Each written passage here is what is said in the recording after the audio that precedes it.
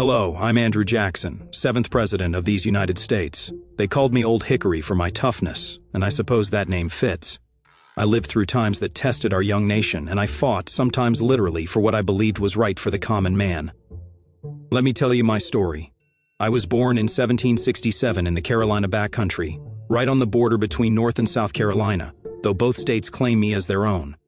My father died before I was born, leaving my mother Elizabeth to raise 3 boys alone. Life on the frontier was hard, and it made me harder. When I was just 13, the Revolutionary War came to our doorstep. I served as a messenger for the Continental Army alongside my brother Robert. We were captured by the British, and when I refused to clean a British officer's boots, he struck me with his sword, leaving scars I carried my whole life. That moment taught me never to bow to anyone who thought themselves my superior. The war took both my brothers and my mother. By 14, I was an orphan, but I was also free to make my own way in this new country we were building. I studied law and moved west to Tennessee, where opportunity awaited those bold enough to seize it. I became a lawyer, then a judge, and eventually a planter. I married Rachel Donaldson, the love of my life, though our union caused scandal and political attacks that pained us both deeply. Tennessee needed strong leadership, and I answered the call. I served in Congress and the Senate, but my real reputation was built as a military man. When the Creek War broke out, I led Tennessee militia to victory. At the Battle of Horseshoe Bend in 1814, we broke Creek resistance and opened vast territories for settlement, but it was New Orleans where I truly made my name. In 1815, British forces threatened to capture this vital port city. With a mixed army of regulars, militia, pirates, and free men of color, we built defenses and waited. When they came, we delivered such a crushing defeat that it made me a national hero overnight. My military fame opened doors to the highest office in the land. In 1824, I won the most popular votes for president, but the election went to the House of Representatives.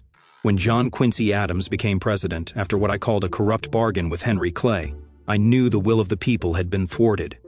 4 years later, in 1828, the people had their say.